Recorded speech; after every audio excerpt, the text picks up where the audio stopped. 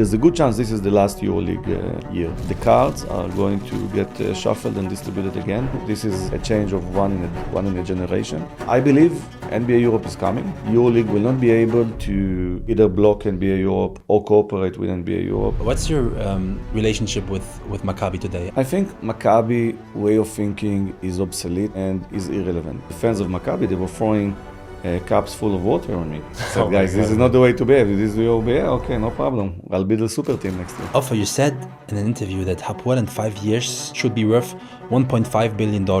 If not, I'm doing something wrong. Yeah. Is this something that you really believe in 5 years will be this way? I just want to change the currency. It's 1.5 billion euro. An article December 24. You were close to leaving the club, right? Was this like kind of a bluff? Like, would you have stayed anyways, or? What do you think? I would say you would have stayed with Hapoel. I wouldn't recommend you playing poker with me. Guys, just before we starting the episode, we would like to ask you hit that subscribe button. We started the show, I think, 4 months ago, and it's getting bigger and better every single day with your support. It means so much to us. It means everything to us. We try to answer and see every single comment. But please, guys, 70% of you still don't subscribe yet, but watch the full podcast. So please hit that subscribe button. Would mean the world to us and will make the show even bigger and better. I will leave you now with a full episode. Ofer, what's your mission? Well, in life, I think it's very simple. I truly believe that we're here for a limited amount of time, and we need to live a better world than we entered, right? So, and I'm 50, so I don't know how you're very young, but for me, whenever I talk to people, I say I don't know how many years I still have left. I say, you're very young, you're 50. Yeah, but years goes by like this. So every year you try to do something that is significant. In life, fall in love, have a baby, right? In your work, try to challenge yourself, do something meaningful. And with Hapoel, we're trying to do something special. We're trying to be a non-licensed team in the first year in EuroLeague to make it to the Final Four, maybe to make it to the finals. And how you think this mission with Hapoel is going so far? It was very challenging. We had conversation with players during the Iranian attack on Israel.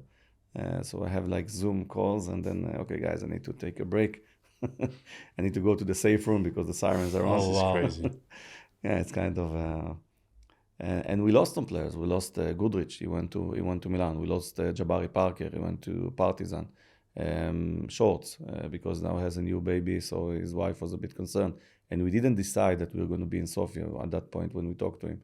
And we decided maybe he was with us. And so we lost some players, and also I think Duger. So we had some players that we wanted that couldn't come, but then we managed to bring excellent players. And I think we've built a roster that is an amazing roster. We have coaching staff that is unique, very talented, very experienced, high quality coaching staff. There is a fan community that is very, very committed to the team. The fan community carried this team for decades without winning anything. The last time the Hapoel won the championship in Israel, it was 1969. I wasn't born yet. Oh, you weren't born. Maybe your parents weren't born there, right? And the man landed on the moon then. So it's like very far. It's like ages ago. The last cup they won was 1992-1993 season, before, of course, last year. So it became like a myth that Hapoel are unable to win anything. It's impossible for them to win something. So for me, was first I want to be like I wanted to destroy this myth, right? And we managed to do that last year with winning the EuroCup. And this year we have the obligation to bring the joy and happiness to the community of the fans that haven't won since 1969 the local championship. And I think we'll be able to achieve this year. And if we'll be able to go to a Final Four final, maybe to win the EuroLeague this year, well, I think there's going to be a lot of crazy in the in the streets of Tel Aviv. You speak about your mission with the Hapoel. Do you feel like that your mission is way harder to accomplish than any other owners in the EuroLeague? Yeah, it's like God is dealing me cards, like the impossible cards, right? And he said, okay, let's see you now. Can you make it now? Because we are one of the only two teams in EuroLeague that doesn't have a license, us and Monaco. And we are the first year in EuroLeague. So there's a gap of expectations, a gap of experience that we need to cover. We are not allowed to play in Israel. We are not allowed to play at home, and it's very difficult. You want to? Of course, we want to play at home. Yeah, Menorah Arena would be packed if we Yes. be able to play in Israel. And I think this is a pity because for me, the nice thing about sport is that it's actually the way to create friendships, right? So we have our Greek friends, our Serbian friends, our Italian friends, our Spanish friends. They all want to come. Our German friends, they all want to come to Tel Aviv. All of the fans, they want to come to Tel Aviv. Maybe the Turkish, let's talk about the Turkish teams. I went to the EuroCup lottery, right? The draw last year. Yes. So for me, I'm a first timer. I don't know how everyone would treat me. Well, everybody are nice, but the Turkish teams, they are super nice. They are giving me baklava. So this is from us. This is a gift from us. Nice. Guys, if you are so nice, why don't you come? Well, we cannot come. So sport is about friendship, and Yes. I hope friendship will win. Because right now, what is keeping us from playing in Israel is simply politics of the sport institute, not. Do you think that this situation can change during this season, or it's too early to think about that? It's a big question because if you'll try to do the change during the season, then some of the teams will say, "Hey, we got to play." The other teams, they got to play in Sofia, and we have to play in Tel Aviv. So, what will give us a good chance to make the change during the season? Only one thing: if we will make Sofia hell for any team that comes to Sofia. So like that. then the teams will say, "Oh, guys, it's impossible to beat them in Sofia. It's going to be impossible to beat them in Tel Aviv. Maybe in Tel Aviv there is a better chance. Yeah. In Sofia, no one is beating them." So What did you plan? Are you going to bring some fans from Hapoel, or are you working with local, communities to make it the local thing? It's going to work like this. I think we're going to have like 3,000 fans coming for every game from Israel. Wow, so much? That's the Monaco gym. That's crazy. 3,000 will fly. Imagine the expense level they need to carry this year. They cover it? They cover it, yeah. Wow. We don't subsidize it. We subsidized some games in the past, but this year they will need to do it. So it means we have like 15,000 fans. So it means like every fan will come to, one every 5 games. So like 3 or 4 games a year. So it makes sense, 3,000. And then we're gonna have the locals that really wants to see the team. And the third, at least with some of the teams, we can use the opponent fans, right? Let's say we play against Panathinaikos. Then we can invite Olympiacos fans. Good strategy. That's amazing. I never heard that. It's a nice strategy, right? Because the many Olympiacos No fans way. that want to see. It's going to be like a Final Four, Do you want to cheer for your team? Obviously, or do you want to cheer against Panathinaikos? For most fans, it's important also to cheer against And you know why this Panathinaikos. would work? Because like we spend a lot of time in Athens and in Serbia to record the podcast, and people are more happy about the other team to lose than they themselves to win. It's kind of the psychology, right? So when we play against Panathinaikos, we'll invite Olympiacos fans. When we play against Olympiacos, we'll invite Panathinaikos fans. That's amazing. Serbian team, I think we can do it as well. Yes. I don't know, maybe other team, but I think Serbian and Greeks, That's amazing, man. we can do it. Might be a stupid question, but because of contract and everything, but you're in Sofia, Bulgaria, we can think of automatically of Vezenkov. Have you tried to see maybe if there was a way to bring him on the team so he's like this major figure in this country? He is, but he's under contract. I know, Believe me, I've scanned every top player in Europe, and Vezenkov, of course, is one of them. But he's under contract, and we don't breach contracts. We don't go. We had a conversation with Mike James, but because we're gonna jump on that. yeah, we'll jump. I don't know. Maybe he's got offended by me. Mike. He's a great guy. But we don't approach to players that are under contract, and Vezenkov is under contract. But we have the second best Bulgarian player now. Nice. Yeah. You spoke about players and you scanning all of them. Mm-hmm. What does a player need to have to sign with Hapoel? A lot. First, talent. I really care about talent. I think that at the end, talent is what saves you when a situation is hopeless, right? Is when you're desperate. This is when talents come, something that you didn't expect. Yeah. So first, talent. Second is basketball IQ. This is very smart coach. We know right? that. It's very difficult to work with this if you don't have a high basketball IQ. I can tell you that some players that are frustrated because they don't understand him fast enough, and then he's becoming frustrated. And the third thing, and this is very important because of the special circumstances. It's always important, but it's even more important because of the special circumstances.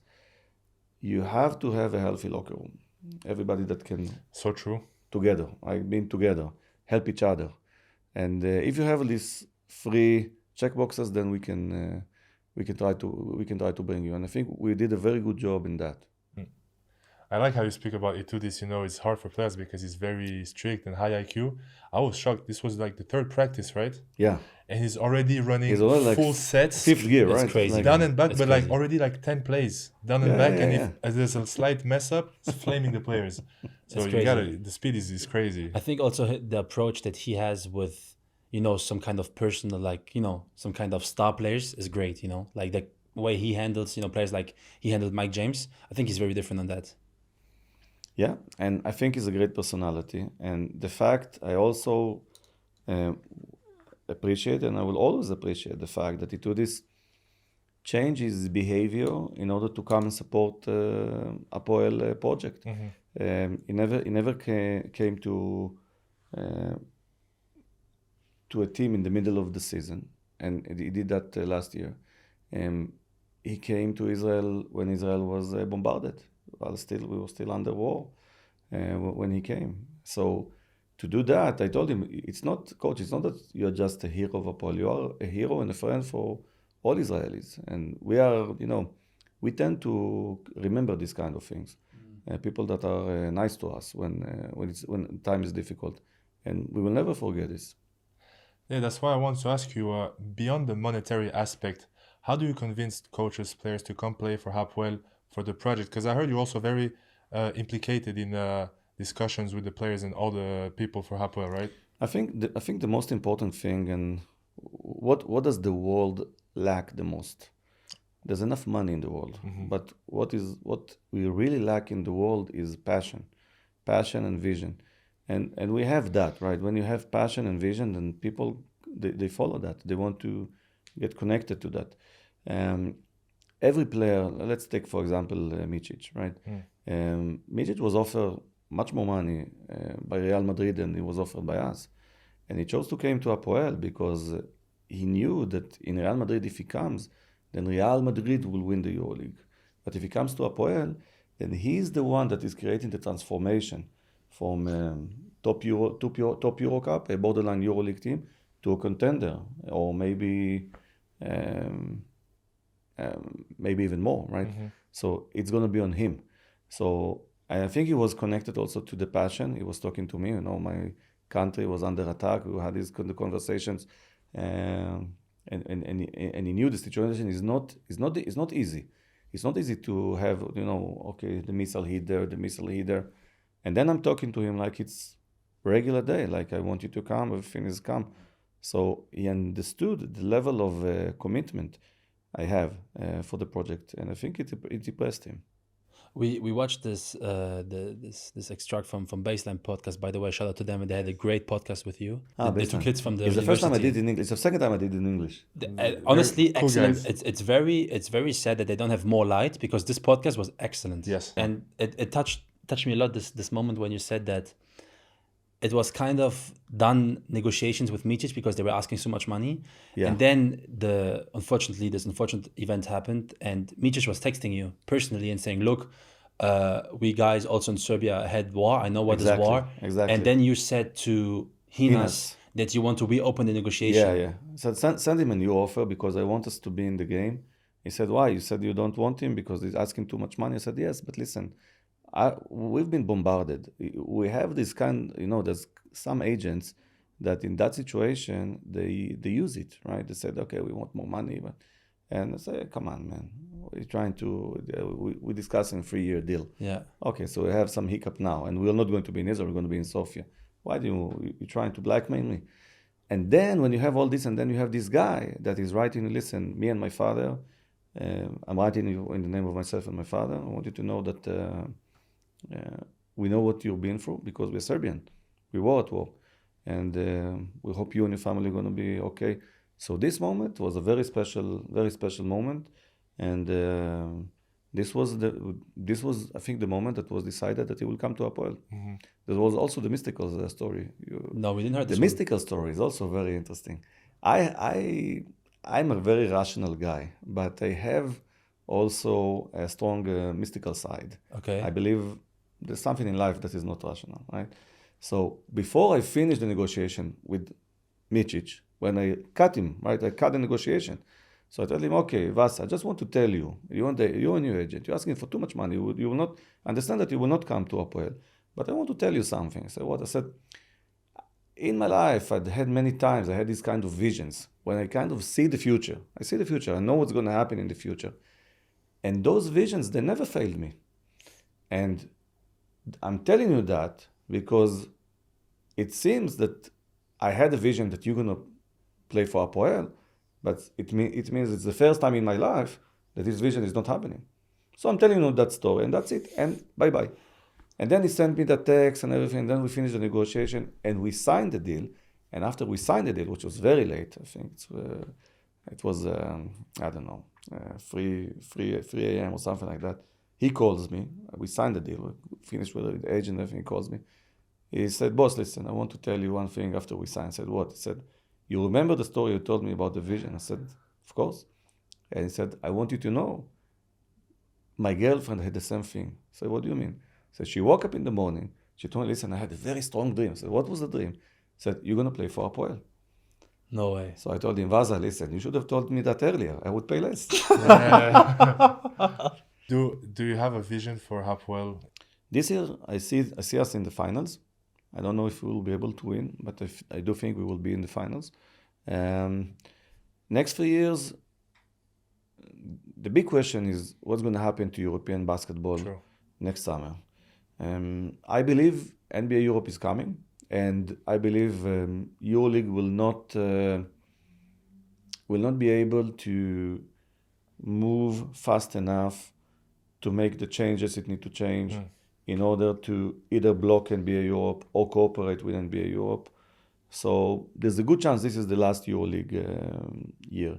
I think that the cards are going to get shuffled and distributed again next summer. This is a change of one in a generation. The last time it happened, EuroLeague was formed, right? 2000. So exactly 25 years ago. So it's very difficult to know what will happen, but if my job, my responsibility is to make sure whatever will happen to European basketball, Hapoel will be in a good situation.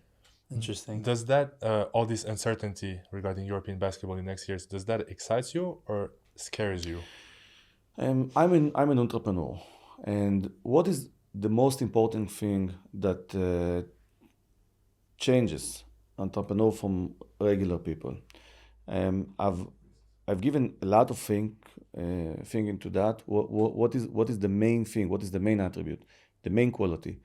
And of course, you need to be able to be kind of stubborn, also to think creatively, to bring your ideas. But I think the most important quality is, are you able to absorb uncertainty? An entrepreneur absorbs uncertainty to a level that regular people, they cannot absorb it. It's a torture for them. So for me, whenever there is an uncertainty, I'm calm and I think of possibilities. How can we make the situation better? So for me, I'm not afraid of changes. I like chaos. When there's a kind of chaos, like you mentioned, obviously we're living this right now in European basketball. Is this something that also in your business life you always try to jump in when there's this kind of chaos? Yeah. Of course, this is how I built my company. Understanding the situation, understanding the chaos, how can I exploit it, take it to the next level. It's very important to be able to have this ability and keep moving forward. And I think it's something that it works very well for my company. I hope it will work well for Hapoel as well. You know, I think we can agree, you have a kind of passion, vision, kind I know of what you're gonna mindset the say. same way than Yannakopoulos. He's a great guy. But also, on the other hand, you had someone like Ostoya Mikhailovic on the podcast that, he told us that he's not so close to the players like you guys can be, that he has people that he pays for that and he doesn't want to, Yeah, do the work of other people. He's more distant. Rational, yeah. He's more distant. He's rational when he's in his office. When he's in the arena, he's not very rational. I mean, all these guys. I've met yeah. him in his office. Very nice No one is person. rational on the Very court. nice guy. But in the arena, he's not very rational. Very passionate. For me, this is it's a matter of personality. I grew up in in a big family. We were 8 brothers and sisters. Not a rich family, like poor family. So, and I was like the big brother. So this is became part of my personality to always be like the big brother or like the father. And this is the way I treat the players, because the players for me, they are athletes, right? They're like superheroes in some sense. But if you look on the human aspect, they are young men, right? They're young men, and they need guidance, they need support, they need someone to care about them. So this is my approach. This is my personality. It's very interesting. We just had Gilly on the podcast, and I really feel this friendship between you guys because you think a lot alike. Yes. He was saying about the Yes. same. These are young men. Gilly, Yeah. he went. I've met him. It was a 5-minute deal, right? 5-minute deal. I've met him. I was on my way out of the office. He came, and the CEO Tzachi told me, "Listen, can you talk 5 minutes with this guy?" So who's this guy? I said, "Well, I think he can be a sponsor." And I said, "Okay, I'm on the way, but I'll postpone the meeting in half an hour. Let's sit." And after 5 minutes, I stopped him. He told me about himself, about what he did. And after 5 minutes, I stopped him. I said, "Gilly, I don't think you should be a sponsor." He said, "What do you mean?" He was kind of insulted. What do you mean? I said, "I think you should be my partner." Nice. So it was like 5 minutes deal, yeah. Do you agree that you go, let's say, faster when you're by yourself, but you go further when you have a great group? I believe that there's nothing great in life that we do just by ourselves. Everything great is a team sport. Everything great. This is something I really believe in. And we have Gilly. We also brought in Miki Malka. It's a phenomenal squad. guy. Yeah, Nice. I have like I'm an expert for renewable energy, right? But I have this cyber expert. Yes. Now I have this It's everything. crypto expert. So my life has become so more Oh my God. so more amazing. interesting now. And I told him, "Listen, Mickey and Gilly, and I told them I was always the big brother. So what is your role now in life?" So it was, "You are my big brothers." Nice. That's beautiful. We mentioned Mr. Yannakopoulos. What's your relationship with him and with all the other EuroLeague owners? You that coming as a kind of unicorn now into the league that is Yeah. very traditional, very close to others, let's say. Mr. Yannakopoulos told me that he loved the fact I came to meet him with Gilly. He told me he loved the fact that our kind of owners is coming to the EuroLeague, because EuroLeague, he thinks, is not a very successful institution in terms of business. He was very frustrated from the valuations of NBA team comparing to valuations of European teams, right? So he liked the fact that we're coming to the EuroLeague, we are joining, and I think we'll be able to work well together. We just need to make sure we're not getting too emotional after yeah. our teams meet. But thanks to this project, and I've been in this system now for 10 months around, and I've seen that with the owners, ego plays a huge role, personal ego. Yeah. What is your opinion on that? Because we might think that sometimes it's good, but we also see that it can slow down the process of evolution, right? Having too much ego. I think ego, it's part of life. For me, it's not about myself. It's not about my own ego. But I do care about. I want you to respect the club. I want you to respect the community, because those 10,000 of people that they care about this team. So I want you to respect. I want you to respect them. Emotions is something important. I think you can say that one of the reasons to the fact, for the extra motivation I had with building Hapoel last year team was the fact that when we got the year before to a game 3 against Maccabi, and I was standing there, the fans of Maccabi, they were throwing cups full of water on me. Crazy. So said, guys, this is not the way to behave. This is the way to behave. Okay, no problem. I'll build a super team next year. So it's kind of important, right? It's kind of important to have this kind of fire. What's your relationship with Maccabi today? As you know, I guess obviously they must respect you, but also I think they're a bit triggered by the fact that okay, maybe now somebody comes that's gonna take us away from this leading position of Israeli basketball. I think Maccabi way of thinking is obsolete and is irrelevant. The way they think was the way they want to control, and they want to push away every other team that has a chance. They pushed away Hapoel Jerusalem from the EuroLeague years ago, and I actually was told by the owner of Hapoel Jerusalem, Matan Ellison, you should interview him. He's a great guy. He's your age, probably. That they didn't want him in EuroCup, so it took him 1 more year to go to EuroCup. I think that what happened in the last 2 years showed them that this architecture doesn't work anymore. Right? Why? Because if there's something in Serbia, so you have the Serbian teams to talk about the interest of the Serbian teams. Same in Germany. Now Alba is gone, but it used to be in Germany. Same in Spain and everything. What happens if in Israel? What about the Israeli team? There's no Israeli team. There's only one Israeli team. And it doesn't make sense because Israel is a bit complicated. We need to solve like complicated situations from here and then. So you need to have more power, more friends. And the way Maccabi is moving forward with that, I think it reached to kind of a dead end. Regarding myself, I think at the beginning they didn't really liked or respect me. They thought I'm gonna disappear. I think the moment they really became worried was when Gili joined, because they understood that I'm not. I think they just simply calculated the numbers. I said, okay, how much he spent? So okay, so we can do it like for 5 years, maybe 10, then that's it. But then when Gili is coming, when Mickey is coming, you can spend for a lot longer. Okay, so now we can do it for 100 years. So now we should start to talk to this guy because he's going to be here forever. This obnoxious guy, right? You think they didn't saw this coming? You guys operating on such a high speed. I mean, you joined. The ownership nobody saw it coming. It's crazy. I have to tell you a story about Gili and myself. The day we flew to Greece to meet with Mr. Yankopoulos and with the Olympiacos owners. On the way, he told me, "Listen, I think it's gonna be a process. It's gonna take so much time."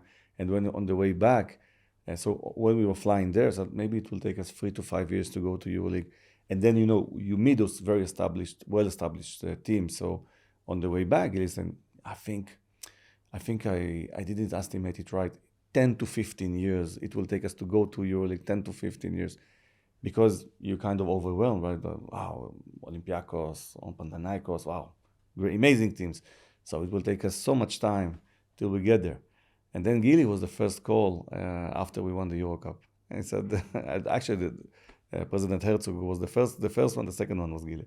So he told me, listen, before congratulations, before everything, I just want to tell you, you remember the conversation? Forget everything. We did it in 1 year. Forget, no 10, no 15 years. We did it in 1 year. Forget everything. But it's interesting because if I remember correctly, you had a deal with the EuroLeague anyway to join this season, even if you weren't winning the EuroCup, right? We applied for a B license. They didn't give us a B license. Why do you think they didn't want to give it? What do you think? I mean, given the situation, it's a theory. I think maybe Maccabi is another good theory, and I don't really care. It doesn't matter how much power do you have. I'll get what I want to, one way or the other. It's really simple. If you want it to be pleasant for you, let's do it. If not, I'll get it, and it will be less pleasant for you. There's something also very interesting I want to talk about. Whether it's intended or not, there's 2 teams that joined the EuroLeague this year, you and Dubai. Yeah. There's a lot of similarities between the two, like a quick rise. We were invited by Dubai. We met the GM, we met the players. Very smart, very good project. It's not just about throwing the cash. They have a good plan. Yeah. Do you see some similarities with this club? Do you have some good relationship with them? I think that actually the Israeli prefix is 972. Do you know what's Dubai prefix in phone? 971, like the closest to Israel. Yeah. I visited Dubai 3 or 4 times. They are the most Israeli-like I've met. They have some other attributes, some other qualities that are different, but very entrepreneurial, very modern, very sophisticated. Kudos to them for a very nice project, and I really hope that we'll enjoy the matches against them. Who's better though? I think we are better. Okay. Yeah, I think we are better. Do you think that these two teams coming to the EuroLeague is kind of saving the EuroLeague? Yes. Dubai is paying 12 million euro for the EuroLeague. EuroLeague wouldn't have money if not. And us, you have, is competition a good thing or not, right? I don't know if you guys love to read some economy books, but competition is so vital. It's so vital. Whenever you have those monopolies that are controlling the economy, it means the economy is going down. And when there's like healthy competition, then the economy is going up. It's the same is true also for EuroLeague. You give those licenses to teams that doesn't want to compete, doesn't invest, you're reducing the level. And if on the other way, you're creating teams that have to make the criteria, then you are creating teams that are very, very competitive, and it's going to be difficult for the other team because you have like those two teams that are fighting for their life. Which team doesn't have a license right now? Monaco. The only two teams, us and Monaco. I promise you, both teams are going to be extremely competitive. Oh, I mean, yeah. And also maybe about this, maybe the EuroLeague mindset is changing because talking about teams that are here without necessarily competing. Alba. No, they're not in the EuroLeague anymore. Not in the EuroLeague anymore. So now you got to bring something to the table, you know. So it's maybe a sign that they're trying to make some changes. Well, they should have taken it to 24. Oh, you think? Yeah, 24. They should have changed the relationship between EuroLeague and the local league. Find a viable solution, because as you increase the number of teams, you increase the number of games. You cannot play a regular league like you do now, right? At some point, you will get to like 30 teams, which means it's going to be like NBA, right? So then, what do you do with the local league? They need to find a solution to that, and they need to throw all of their TV right agreement and get to a big new agreement and compensate the partners they signed with, right? But to get to a huge new agreement, it doesn't make sense that Japanese league, $400 million TV right agreement, and EuroLeague is barely 50 million euros. That's crazy. Yeah. That's so crazy. Before getting deep into this subject, I just would like to, speak about competition, which we just mentioned, and think a bit back to the Vasa signing. We can agree that I think you won this kind of competition between all the teams to, having arguably the best player of the EuroLeague. You said in the podcast that you gave him shares. Yeah. How does this work? So is this something that you can deduct from the financial fair play, spreadsheet, or how does it work? Well, it has to be with someone, not actual shares, because this is kind of limited by FIBA rules, so it needs to be with the trustee or something, or like a financial equity. But what Vasa understood, and he's a smart guy, what's the current valuation of Hapoel? 220 million shekel, because this was the last deal. Okay. So it's like, 60 million US dollars, like 55 million euro. What happened if we become a permanent member in EuroLeague? Then the valuation doubles or triples, right? But what happened if NBA Europe comes? If NBA Europe comes, then probably 10 times, 20 times, 30 times, every number is good. So Vasa understood that. He said, okay, I'll get less money, but let's say 1 million euro I'm getting in shares, but then in 3 years, this can be 30 million euro. So it's a good deal for him. And actually, after that, the rest of the players also want to get some of the salary in shares. So, I mean, you're speaking about how the NBA comes and is gonna explode the valuation of every team, which means opportunities for you to sign bigger players. with DPG said that his dream player, of course, is Jokic. If you have a dream player that you could sign to Hapoel, which one would be? They asked me that a few months ago, and I said Shea Gilgeous. But Nice. you have to be realistic, because you will not be able to bring those new forces, right? The guys that are with maximum deals. So I think what could be very nice is to try to bring the stars that are start to diminish, but still the stars. KD, LeBron, Steph. These guys, I think they can enjoy another year or two Definitely. in Europe, right? And they can, and by the way, NBA should make them partners in this league, and this way convince them to come and be part of this new league. This is what I would do if I were to lure them.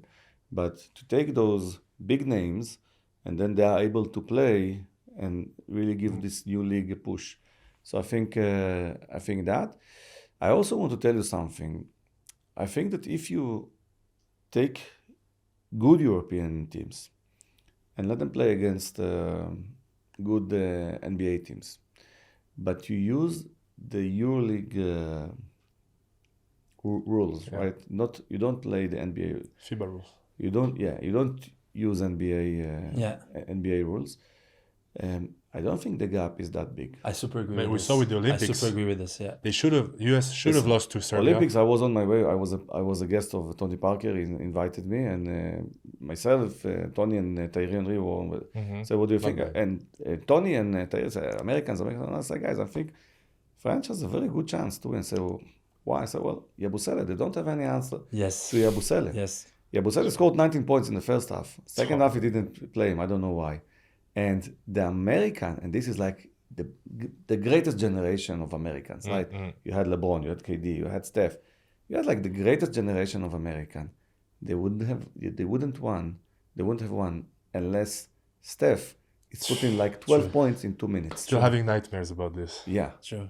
So the gap is not that big, right? So it's very, very interesting. Did you try to sign Yabusele? No, because Yabusele, I knew that he's just starting his NBA journey. And I actually think he settled for an agreement that is, I think he could have got like 2 times, 3 times. I think he should switch his agent, actually. I don't know what yeah, so he should fire him. He could have got a much better deal. So I didn't think he would be available, but he's a guy I like. Yeah. I like the guys that are kind of unique, right? Yeah. You can't kind of put them in boxes. In boxes, and because if you have this guy, it's very difficult to face against this guy. Do you remember Shchorsianidis? No, honestly, no. No, right? The Greek, they called him Baby Shark. Oh, Yes, yes. of of course. course. Yeah. So this guy, how do you face the? Okay, is True, maybe it's similar. maybe too heavy. Maybe it need to be in shape. It cannot So, play like yes, 20 yes, minutes. But when he's playing, how can you defend against it? It's impossible. So these guys that are a bit different are the guys that are interesting. If you wouldn't have managed to make Vasa come, who would have been the star signing? I don't think there are any stars left in the market. Do you think there are any stars left? Mike? But Mike is under contract. Yeah. Mike is. You want me to? Please, because Mike, I apologize. First, I apologize. I didn't mean you call it to this every night. It went bad. But your agent. His agent called me. He was talking to this. He wanted out of Monaco because Monaco fined him, and it's they didn't do it according to contract, so he terminated the contract. Yeah. And but it was a minor violation, so he's still there. And I contacted the GM of Monaco. I said, "You're going to lose Mike. If yes, I'll be happy to take him and to pay buyout." And he told me, "I love Mike." I said, "Okay, I understand." So Mike is staying. So he stayed there. And Mike is amazing. Mike is amazing. The thing he did for Monaco, I met him in Abu Dhabi. I told him, I want to tell you some trivia knowledge that I'm sure you don't know. So what's that? He said, there was never a team that is a non-shareholder team, non-licensed team, that managed to go to the Final Four. There was actually like 5 appearances. It was Partizan Belgrade, the year of the return of Obradovic, Montefeschi Siena, a club that doesn't exist anymore, and other free appearances in Monaco. But then it never went to the final, only Final Four. So I told him, you managed to break the glass ceiling. You managed to take Monaco to the finals. It's a fair time for a non-shareholder team. So very interesting. Would you have get Mike even though you signed Vasa? Very difficult. To go back to Yankopoulos, do you know what Panathinaikos was trying to do at some point when they could bring back Sharas? You remember what happened then? No. They had the Diamantidis, they had Spanoulis, and they brought back Sharas. Yes. And they didn't even make it to the Final Four. Okay. Why? Because of ego. And but the year after that, they dominated Europe, and it was very, very, very easy to win the title. Question mark? Maybe. Nigel Hayes is someone I'd prefer to bring if he will make himself available. He's a great character as well. He's a great character, and he loves to work with the Tudis, and Steph Dedas and the Tudis brought him to Fener and kind of helped him to become the star that he is. He just finished as the MVP, and to be a two-time MVP of the finals is something that was done, I think, maybe once before. So maybe he can do it this year if he wants to come back. It really depends how he's going to like the life in Phoenix. We need to see. Speaking of very special character, you had one very special character last season, Patrick Beverley. Yeah. He came with his own luggage of marketing, his own podcast. Of course, a great player, but did you expect that him coming to Hapoel would give so much light, whether good or bad, of Hapoel, towards the American market? Yeah, this was my expectation. I knew that I'm bringing a guy that is is a great personality, is a figure, right? Also very good player, amazing player, but the personality and the media, he was a beast. The reason why you signed him? The reason why I signed him is because Jordan Lloyd didn't want to come. Oh, okay. Jordan didn't want to come. I was angry. I called Hinas. I told him it was the best other option. I said, no one in Europe. I said, okay, so outside of Europe, I said, Patrick Beverley, but it's impossible. Tell him, get me the agent. I'll try to make it happen. So this was a big signing. It was kind of a Hail Mary. I didn't really expect him to come, but then we clicked and he wanted to come and he came and he did amazing things, I think, with the fans, for the fans. At some point, it didn't work well, so he left. And I wrote him a message after we won the EuroCup, because Patrick Beverley, the last time he played the EuroCup, I think it was 14 or 13 years ago, he didn't win. He was the MVP, I think, of the EuroCup, but he didn't win. So I wrote him, I said, congratulations, Pat, you just won the EuroCup. Nice, man. Yeah, he's a great guy. What's about the rumors that he's going to join the ownership? It's an idea, but it's really up to him if he wants to push this forward. We had some discussions about this. I think we are kind of now more tending to Gilly and Mickey type of investors, like top guys in their field. And we are also opening, by the way, we're also opening now for the fans if they want to become investor in the club. So the fans can buy a small piece of the club, and this is something that we're going to launch soon. But there's already one fan that invested 500,000 euros. So no way. There's going to be a lot of appetite for that. Nice. Yeah, why not? It's like owning. It's like owning art, because why does people own art? Because they love art, right? So this is the first reason. And the second reason that people own art is because there's appreciation in the price. Yes. Yeah. And if the project will keep moving forward, and you spend $1 now, but you'll have like $10 or $30 in few years. So why not? Where can we invest? Let's go. But yeah, I want to jump back a little bit on this entrepreneurship part. People forget that owners of teams, of EuroLeague teams, they have a business that is their main activity. How do you manage to handle those two that I'm sure 24 hours a day is not enough for you? Yeah, well, not enough sleep in the last month. The only way to succeed is to be able to get the decisions and to bring people that are starting to cover some responsibilities. This is the only way to succeed. I did this in my company. I'm doing it now in Hapoel. So, okay, we're not sure we have the best coaching. Okay, so I want to bring Itudis. Now Itudis is there, so he's taking care of coaching, right? And I need a sport director, Inas. Okay, so now he's there. Everything has been taken care of. Tzachi, CEO. We are still building the organization, so I still need to be involved, but I'm becoming less and less involved, and this is the most important thing.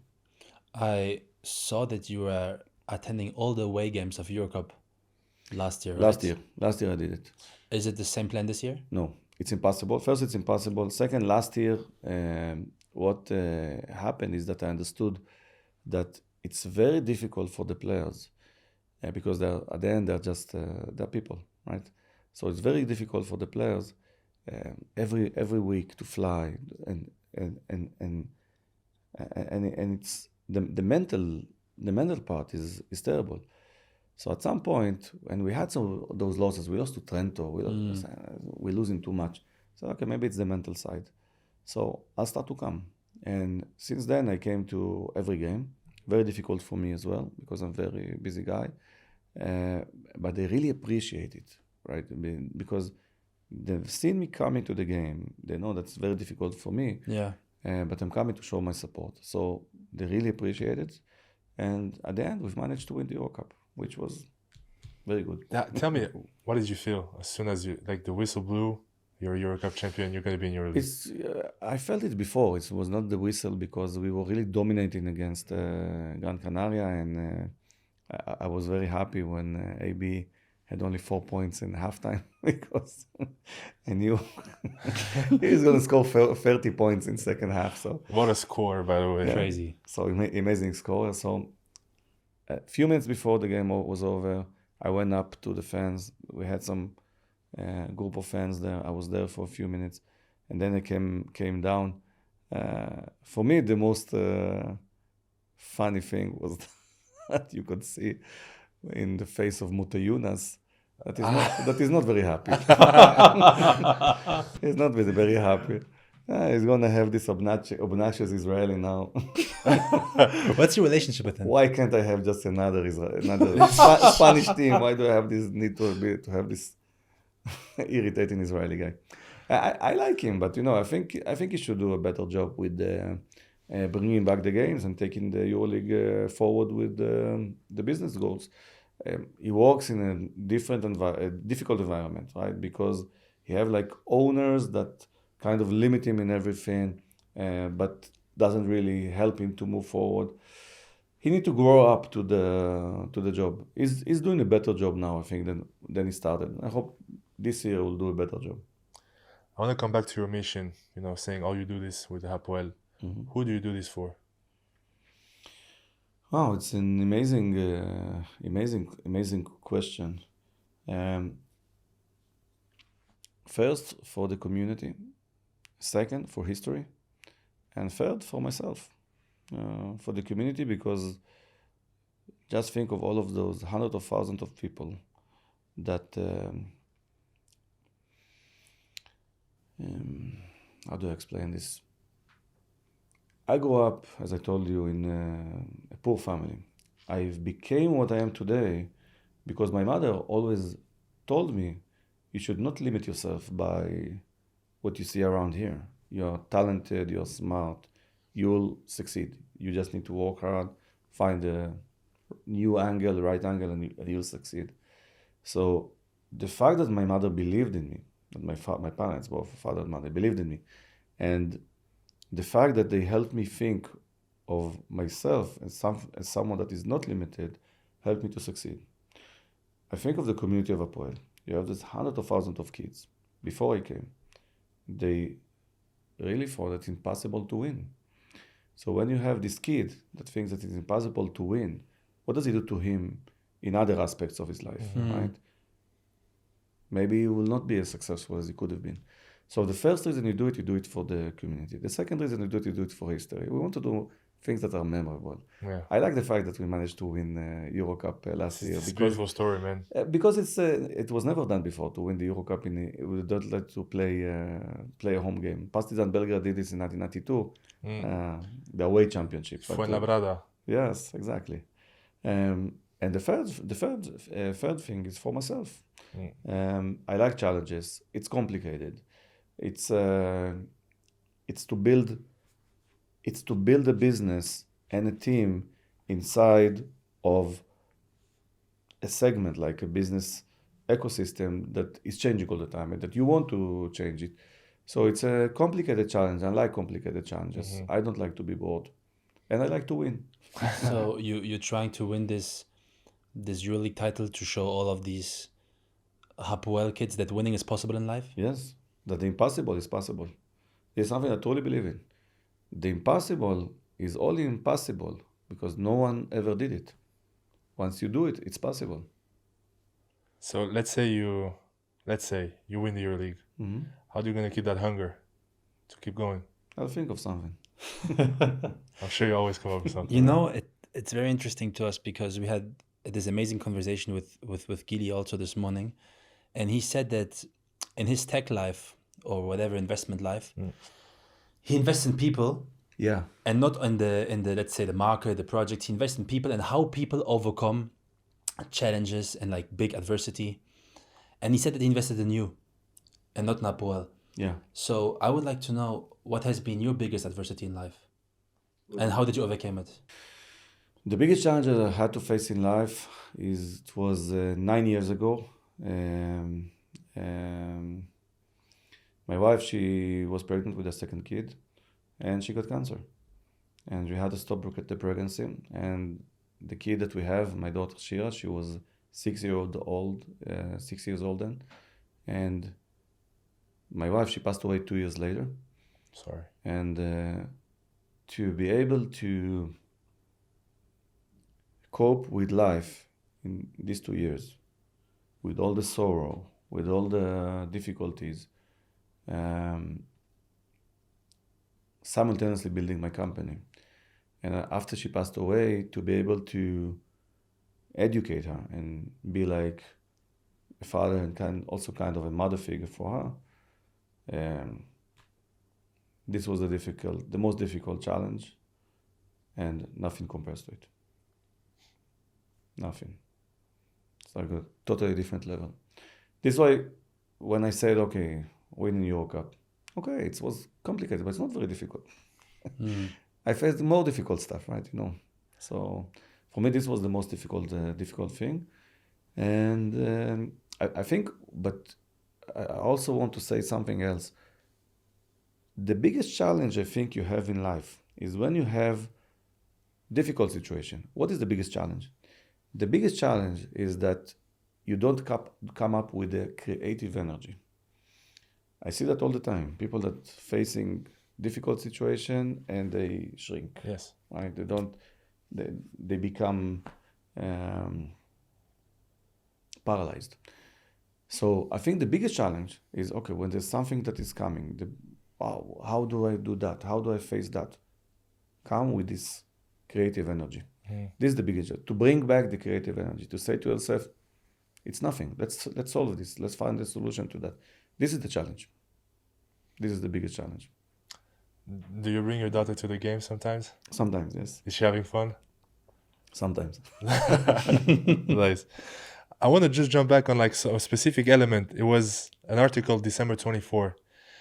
You almost were close to leaving the club, right? There was something like this. Can you guide me through these moments? Wow, yeah, crazy moments. I don't. What level of how far should I detail what happened there? I bought the club from the old management. The old management represented the fans, right? Yes. So the fans, there were like 3,000 fans, and they voted in favor of giving me the right to decide. I insisted that I will get to be able to decide things, which means control. And then it was 51%. There was another one partner, and then I bought him, and so then I'm 81%, and then 19%. And they had veto rights. One of the veto rights was the Menorah Arena. Don't move to play in the Menorah Arena because this is a Maccabi arena. Yes. It's sensitive. They explained to me when we signed the agreement. I agreed. I said it's sensitive. I will not do it without asking the community if they're okay with that move. And then something very ugly and very political started. The hyper fanatic fans, the ultras, they were controlling the board of this old management. And they were preventing them from bringing that to a vote. And I said, guys, I said, I will do it, but I need to, the only reason I said it is because I want to know what the community wants. If the community wants to move, we will move. If the community doesn't want to move, we will not move. But I need to know, let's go on with the vote. And they kept delaying the vote. So at some point, I said, I have to bring this to a crisis. I brought this to a crisis point. I also prepared the way out that I prepared like 3 months before, that they will be able, if they would like to, they will be able to create a spontaneous vote in order to get a decision. And I said, it's impossible to succeed this way. Maybe this is my last game. Now it's up to you. And then the fans spontaneously decided they're going to go for a vote, and they voted. And do you want to guess what was the percentage for moving to the Menorah Arena? I would say like 70 or 80%. Same, 70, 80, yeah. 96%. Oh my God. 96% was for moving, and the old management was delaying and postponing, like going against their own people. Even though they knew what the people want. They knew, for sure they knew. Very ugly story, but it ended in a good way. It ended in a way that we are moving forward. I also told to the fans that I will build a new arena for them, for the time, and Nice. we are moving forward with that. We'll build a modern new arena, yeah.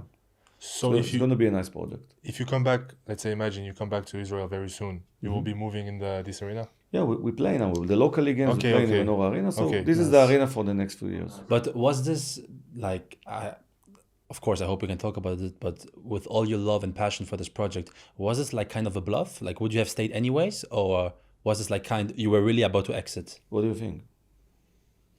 I would say you would have stayed with Hapoel. I wouldn't recommend you playing poker with me. No, because even right now I'm trying to think what you would have done. I guess we'll never know. Exactly. I guess we'll never Nice. Ofer, you said in an interview that Hapoel in 5 years, I hope I'm quoting right, in 5 years should be worth $1.5 billion. If not, I'm doing something wrong. Yeah. Is this something that you really believe in 5 years will be this I way? just want to change the currency. It's 1.5 billion euro. Well, Europe, right? So we need to use euro. Yo, it's getting me so hyped, this podcast. I love it. Ofer, we saw also in an article that you were close to leave the Israeli league and join the ABA league. Don't you think that this would have now made much more sense for you, knowing that you in Bulgaria based? No, we knew we were going to be in Bulgaria. And the reason we didn't move forward with that is because the community, for our fan community, let's say we would have played in ABA league, then there would be no basketball in Israel this year. And our fans would be not very happy. I think Israeli league should get better, become a better league. And we love the fact that in ABA league the level of competition is better. So we consider that. But then we decided because of the fan community. I'd like to ask you, there was this story of the 100K for a meeting. So now that you're in the EuroLeague, was it worth? Yeah, it was not per meeting. It said, I want to come to see the Final Four. And they said, it's impossible, like tickets. I said, okay, so you give tickets to sponsors? I said, yes. So I'll give you a sponsorship. What is sponsorship? 100K. Okay, what do you want? Can we put you on the... No, I don't know anything, guys. I just introduce me to some team owners. Yeah. I think it was important because you have to pass the gate, right? You have to step in, and then to see everybody. It's not a lot of money, right? Comparing to the money that I'm spending right now. But I do hope we're gonna have a very good year. in EuroLeague. I hope that the project is going to be successful and that we'll learn something in the process. We've learned a lot of interesting things already. You speak about, doing the round of the table. Do you feel that now you're accepted by the rest of the owners and the GMs in the EuroLeague? I don't know. You don't care? I don't. Yeah. I don't really care. They No, don't need to yeah. accept me. And it's good if they listen to me, but it's good it will help them, right? It's not. I don't really care. I don't need to be accepted. It was never my desire. Ofer, last question for you. You're building all of this great culture franchise, I think maybe we can even call it, at least soon. If one day you would have to leave this earth, what do you want to be remembered for? For the things that I'm about to do, I think so far I did some things in my life, but I think I have big expectations for the future to do great things. I really wish you, Hapoel, the fans of Hapoel, all the success, because you guys deserve. As you said, it goes beyond sports, so it was a true honor to share this with you. Definitely. Thank you so much, and I hope to see you soon and follow the growth. Thank you so much. Thank you very much. Thank you, guys. Ofer. Thank you so much, man. It was great. Thank you so much.